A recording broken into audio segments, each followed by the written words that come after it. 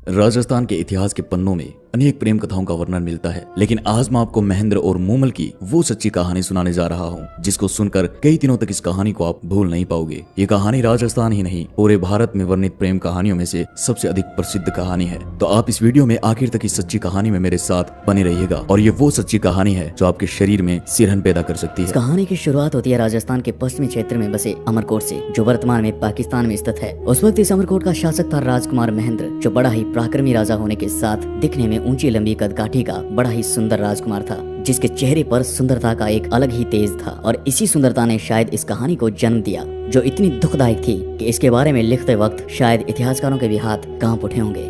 दरअसल दोस्तों, एक दिन महेंद्र अपने बहनोई हमीर जडेजा, जो गुजरात का शासक था, उसके साथ शिकार पर जाता है। लेकिन आज महेंद्र ने ठान रखा था कि वो आज खरगोश का शिकार करेंगे। तो इस खरगोश की तलाश में महेंद्र और उसका बहनोई हमीर जडेजा निकल पड़ते हैं। वो अपने क्षेत्र में खरगोश की तलाश करते हैं, लेकिन उन्हें खरगोश कहीं पर भी नहीं मिलता है। लेकिन महेंद्र ने ठान रखा था, तो एक बार फिर वो खरगोश की तलाश में जुट जाते हैं, लेकिन खरगोश अब भी नहीं मिलता है। इसलिए वो खरगोश की तलाश करते करते अपने क्षेत्र से बहुत दूर निकल जाते हैं और राजस्थान के जैसलमेर तक पहुँच जाते हैं। तभी अचानक महेंद्र के बहनोई हमीर की नजर पड़ती है एक खरगोश पर, और महेंद्र जैसे ही उस खरगोश का शिकार करने वाला था कि अचानक ही खरगोश वहां से भाग पड़ता है और महेंद्र और हमीर खरगोश का पीछा करते अब पहुंच जाते हैं राजस्थान के जैसलमेर के लोदरवा के पास काक नदी पर, जहां वह खरगोश काक नदी में कूद जाता है और शिकार उन दोनों के हाथ से निकल जाता है। और अब महेंद्र और हमीर थक हार कर उस नदी के किनारे एक पेड़ के नीचे बैठ जाते हैं और अब अंधेरा भी होने लगा था। तो अब हमीर महेंद्र से कहता है वो अपने क्षेत्र से बहुत दूर निकल आए हैं, तो अब उन्हें यहीं पर अपने खान पान की व्यवस्था करनी पड़ेगी। तभी महेंद्र और हमीर अपने आसपास कोई ठहरने की जगह ढूंढने लगते हैं कि अचानक इस नदी की दूसरी ओर दूर उन्हें एक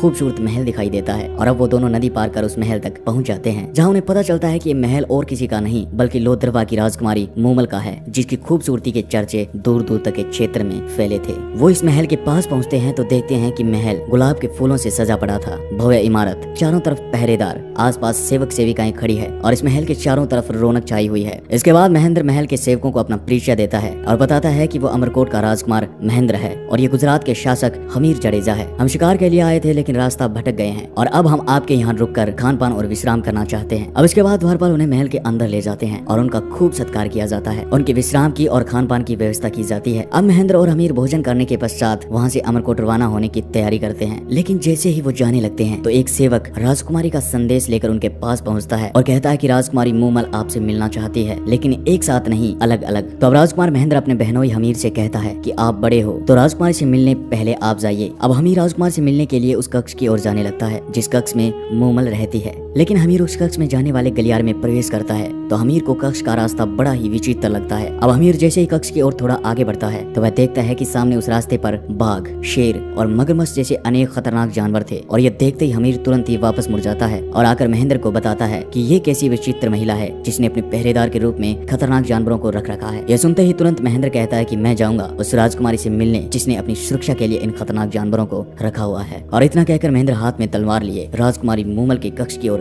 जाने लगता है। और वह जैसे ही कक्ष के पास पहुंचा तो सामने एक शेर को देखता है और अपनी तलवार से उस शेर की गर्दन धड़ से अलग कर देता है। और गर्दन अलग होते ही महेंद्र को पता चलता है कि ये सब असली नहीं बल्कि मोम के हैं, लेकिन देखने पर असली प्रतीत होते हैं। अब इसके बाद महेंद्र राजकुमारी मूमल के कक्ष तक पहुंच जाता है और वह जैसे ही कक्ष में प्रवेश करता है तो सामने का मंजर देखकर महेंद्र की नजरें ठहर जाती है। वह सामने देखता है कि एक सुंदर कन्या, जिसकी आंखें हिरनी जैसी, जिसके बाल एड़ियों तक लंबे, जिसका चेहरा शरद रात्रि के पूर्णिमा के चांद जैसा, वह कन्या महेंद्र की प्रतीक्षा में उसके सामने खड़ी थी। और ये कन्या कोई साधारण कन्या नहीं बल्कि लोदरवा की राजकुमारी मूमल थी, जिसकी सुंदरता का बखान दूर दूर तक के क्षेत्र में फैला हुआ था। लेकिन इस कहानी में इसके साथ जो होता है वो सुनकर आपके शरीर के रोंगटे खड़े होने के साथ साथ आपकी रूह भी कांप जाएगी। इसके बाद उस कक्ष में खड़े महेंद्र की नजरें मूमल से हटी नहीं रही थी। वह उसे देखकर अभिभूत हो जाता है। मूमल इतनी आकर्षित थी कि महेंद्र मूमल पर कायल हो जाता है और इधर मूमल भी इस ऊंचे कदकाठी के सुंदर नवयुवक को देखकर उससे आकर्षित हो जाती है और पहली ही मुलाकात में दोनों को आपस में प्रेम हो जाता है। अब इसके बाद मूमल और महेंद्र बातें करने लगते हैं और मूमल और महेंद्र बातों में इतना खो जाते हैं कि उन्हें पता ही नहीं चलता कि कब रात बीत गई। और अब अगली सुबह जब महेंद्र राजकुमारी मूमल से अमरकोट जाने की इजाजत मांगता है तो मूमल महेंद्र को रोकती है और मूमल ने महेंद्र के सामने अपने विवाह का प्रस्ताव रख देती है। और इतना सुनते ही महेंद्र कहता है कि वह इस प्रस्ताव को स्वीकार नहीं कर सकता है, क्योंकि महेंद्र के पहले से 6 रानियां हैं, लेकिन अब भी दोनों एक दूसरे से बिछड़ना नहीं चाहते थे। तो मूमल ने महेंद्र से कहा कि आप एक शर्त पर यहाँ से जा सकते हो, और मूमल ने शर्त रखी कि आपको हर रोज मुझसे मिलने आना होगा। तो महेंद्र ने राजकुमारी मूमल की ये शर्त स्वीकार कर ली और इस शर्त को स्वीकार करके हमीर जडेजा चिंता के साथ अमरकोट के लिए रवाना हो जाता है। लेकिन अमरकोट आने के पश्चात महेंद्र को हर जगह राजकुमारी मूमल ही दिखाई दे रही थी, लेकिन उसे अंदर ही अंदर एक चिंता भी सता रही थी कि आखिर कैसे वह हर रोज इतने कम समय में अमरकोट से लोथरवा की 100 मील की दूरी तय करेगा। लेकिन उसने राजकुमारी मूमल को वचन दे दिया था, तो वह उस वचन को भी नहीं तोड़ सकता था। और इसी चिंता के साथ वह पहुंच जाता है एक ऊंट पालक के पास और उससे कहता है कि क्या कोई ऐसा ऊंट है जो शाम ढलने के बाद उसे जैसलमेर लोथरवा पहुंचा दे और सुबह होने से पहले वापस अमरकोट छोड़ दे। इस बात पर ऊंट पालक राजकुमार महेंद्र को अपना सबसे तेज चलने वाला चीतल नामक ऊंट दे देता है। और अब इस तेज रफ्तार ऊंट चीतल पर सवार होकर रोज रात महेंद्र मूमल के पास मिलने जाता और सुबह होते ही वापस अमरकोट पहुंच जाता। और लगभग 8 महीने तक ऐसा ही सिलसिला चलता रहा। रोज रात महेंद्र मूमल के पास जाता और सुबह होने से पहले ही अमरकोट पहुंच जाता और अपने कक्ष में बिना किसी को बताए जाकर सो जाता। अब दोस्तों धीरे धीरे महेंद्र की सभी रानियों को शक होने लगता है। तो एक दिन सभी रानियां मिलकर सबसे छोटी रानी के पास जाती है और महेंद्र के हर रात गायब होने का कारण पूछती है, क्योंकि महेंद्र पिछले 8 महीने से अपनी रानियों को समय नहीं दे पा रहा था और इसी बात ने उन रानियों को शक पैदा कर दिया था। अब वो सभी रानियां जैसे ही छोटी रानी के पास पहुंचती है तो छोटी रानी कहती है कि उसे नहीं पता कि आखिर महेंद्र रात को जाता कहाँ है। वह हर रात गायब रहकर सुबह आकर अपने कक्ष में सो जाता है। तो अब इसी चिंता के साथ महेंद्र की सभी रानियां मिलकर अपनी सास के पास जाती है और उन्हें सारी घटना से अवगत करवाती है। तो महेंद्र की माँ छोटी रानी से पूछती है कि महेंद्र जब घर आता है तो कैसी हालत में होता है। तो छोटी रानी बताती है कि महेंद्र पूरी तरह भीगा होता है और सुबह जल्दी आकर कक्ष में सो जाता है। और इसी बात पर महेंद्र की माँ छोटी रानी को कहती है कि अब जब महेंद्र भीगा हुआ आए तो एक बार उसके बालों पर चिपका पानी मुझे लाकर दिखाए। और छोटी रानी वैसा ही करती है। वह महेंद्र के बालों से टपका पानी एक बर्तन में इकट्ठा कर अपनी सास को दिखाती है और महेंद्र की माँ जैसे उस पानी को चखती है तो उसे पता चलता है कि ये पानी तो काक नदी का है। बस महेंद्र की माँ को सब समझ में आ जाता है कि उसका बेटा रोज रात उस क्षेत्र की सबसे खूबसूरत राजकुमारी मूमल के पास जाता है जिसका महल काक नदी के किनारे है। और अब ये बात जब महेंद्र की रानियों को पता चलती है तो वो महेंद्र को मूमल से मिलने से रोकने के लिए एक तरकीब लड़ाती है और वो उस ऊंट जिस पर अब तक राजकुमार महेंद्र जाता था उस ऊंट को जहर दे देती है ताकि महेंद्र लोथरवा मूमल के पास न जा सके। अब अगले दिन जब महेंद्र चीतल के पास जाता है तो वह देखता है कि उसका ऊंट चीतल मरा पड़ा है और यह देखकर महेंद्र चिंतित हो उठता है और वह सोच में पड़ जाता है कि अब वह मूमल के पास हर रोज कैसे जाएगा। और इसी चिंता के साथ एक बार फिर वह उसी ऊंट पालक के पास जाता है और वह ऊंट पालक के पास जाकर चीतल जैसे ही ऊंट की मांग करता है जो उसे चीतल की भांति लोथरवा पहुंचा दे और उसी रात वापस उसे अमरकोट छोड़ दे। और ये सुनकर ऊंट पालक महेंद्र से चीतल जैसा ही ऊंट तो नहीं पर उसकी जैसी रफ्तार वाली ऊंटनी के बारे में बताता है जो उसे उसी रफ्तार के साथ लोथरवा जैसलमेर पहुंचाकर एक ही रात में वापस अमरकोट ले आएगी। लेकिन ऊंट पालक ने महेंद्र से कहा कि आप इसे ले जाइएगा, लेकिन एक बात का ध्यान रखिएगा कि अगर गलती से भी इस पर वार कर दिया तो ये आपको रेगिस्तान में भटका सकती है। तो महेंद्र शर्त मानकर उस ऊंटनी को ले जाता है और उसी रात उस ऊंटनी पर सवार होकर अमरकोट से लोथरवा के लिए निकल पड़ता है। लेकिन दोस्तों रास्ते में महेंद्र मूमल से मिलने की जल्दबाजी में गलती से उस ऊंटनी पर चाबुक से वार कर देता है और वार करते ही ऊंटनी उसे रास्ते से भटका देती है। लेकिन इधर लोथरवा के महल में मूमल अपनी सखियों के साथ बैठी महेंद्र का इंतजार कर रही थी। तो मूमल की बहन सुमल अपनी बहन का मन बहलाने के लिए पुरुष का रूप धारण कर लेती है और दोनों बहनें खेलते खेलते एक साथ ही सो जाती है। लेकिन दोस्तों सुमल ने अपनी बहन के साथ सोते वक्त पुरुष की वेशभूषा नहीं उतारी और वह इसी भेष में अपनी बहन मूमल के साथ सो जाती है। और अब इधर महेंद्र जैसे तैसे उस ऊंटनी को काबू करके राजकुमारी मूमल के महल के बाहर पहुंचता है। लेकिन महेंद्र को देर हो जाती है। वह सुबह के लगभग 4 से 5 बजे लोथरवा पहुंचता है और सीधे मूमल के कक्ष की ओर जाता है। और वह जैसे ही मूमल के कक्ष में प्रवेश करता है तो उसके पैरों के नीचे से जमीन खिसक जाती है। वह सामने का मंजर देखकर हक्का बक्का रह जाता है। वह देखता है कि राजकुमारी मूमल किसी पुरुष के साथ सो रही थी और ये दृश्य देखकर महेंद्र के हाथ में पकड़ा चाबुक वही दरवाजे पर गिर जाता है। लेकिन दोस्तों मूमल के साथ कोई पुरुष नहीं बल्कि पुरुष का भेष धारण किए उसकी बहन सुमल सो रही थी। लेकिन महेंद्र को कहाँ पता था कि यह तो उसकी बहन सुमल है। महेंद्र तो कक्ष के दरवाजे के पास खड़ा ये दृश्य देखकर बहुत दुखी होता है और अब वह पूरी तरह से टूट गया था और तुरंत ही वह मूमल से बिना मुलाकात किए अमरकोट की ओर रवाना हो जाता है। अब सुबह जब मूमल उठती है तो वह अपने कक्ष के बाहर महेंद्र का चाबुक देखती है और अचानक चौंकती है कि रात को महेंद्र आया तो था लेकिन बिना मिले वापस कैसे चला गया। तो मूमल को लगा रात शायद महेंद्र सुमल को कोई गैर पुरुष समझ बैठा था जिस वजह से शायद वह नाराज होकर उससे मिले बगैर चला गया।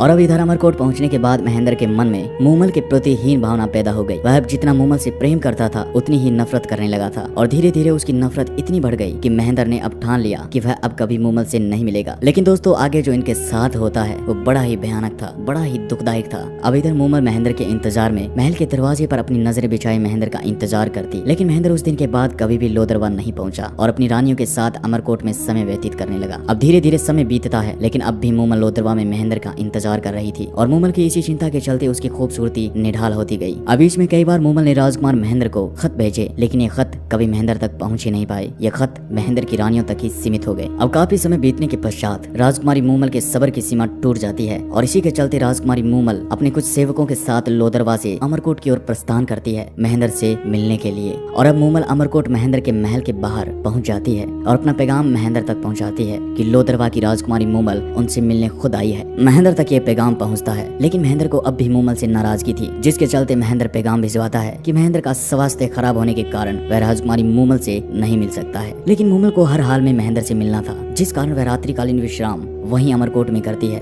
और अगली सुबह मूमल फिर पैगाम भिजवाती है कि महेंद्र का स्वास्थ्य अब कैसा है, क्या वह अब मुझसे मिल सकते हैं। लेकिन एक बार फिर महेंद्र की तरफ से मना कर दिया जाता है, लेकिन मूमल कहाँ मानने वाली थी। अब मूमल वहीं पर डेरा जमाई बैठ जाती है और हर रोज महेंद्र तक मिलने का पैगाम भिजवाती है। अब महेंद्र के भी कई बार मूमल से मिलने की इच्छा हुई, लेकिन उसके सामने उस रात का वो दृश्य घूम उठता है जो उसकी मिलने की इच्छा को खत्म कर देता है। अब इसके बाद मूमल को लगा कि मेरे हर पैगाम का जवाब ना में आ रहा है, तो अब मूमल अपनी बात व्यक्त करने के लिए गाने वाले संदेश वाहकों का सहारा लेती है। और ये संदेश वाहक निढाल होती जा रही मूमल का संदेश लेकर महेंद्र तक पहुंचते हैं और उस संदेश का गाना गाकर उस रात की सच्ची घटना का बखान करते हैं। अब उनका बखान सुनकर महेंद्र मन ही मन सोचता है कि मूमल मेरी इतनी प्रतीक्षा कर रही है, तो हो सकता है मूमल सच्ची हो। और इसी के चलते महेंद्र की भी अब मूमल से मिलने की इच्छा होती है, लेकिन महेंद्र उससे मिलने से पहले अपनी विचलित मन से मूमल की आखिरी परीक्षा लेना चाहता है। अब महेंद्र अपने एक दरबारी को बुलाता है और मूमल तक एक पैगाम भिजवाता है। महेंद्र दरबारी से कहता है कि तुम राजकुमारी मूमल को जाकर बोलो कि रात को महेंद्र को काले नाग ने डस लिया है, जिसके चलते महेंद्र की मृत्यु हो गई है। और अब अगली ही सुबह महेंद्र का दरबारी भागकर उस स्थान पर पहुंचता है जहां पर मूमल डेरा लगाए बैठी थी। और दरबारी मूमल से रोते हुए कहता है कि बड़ी ही दुख भरी खबर है कि कल रात राजकुमार महेंद्र को काले नाग ने डस लिया है, जिस कारण राजकुमार महेंद्र की मृत्यु हो गई।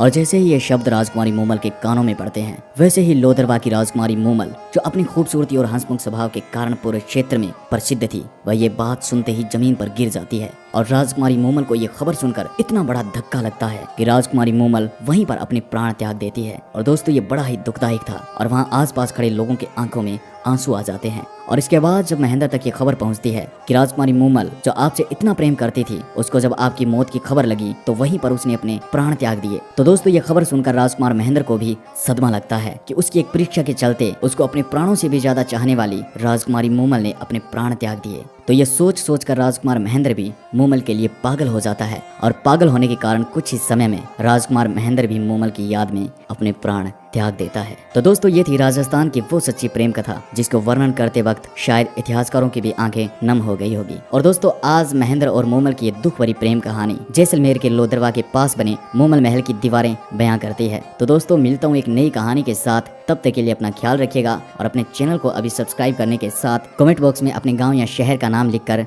अपने विचार जरूर लिखिएगा। धन्यवाद।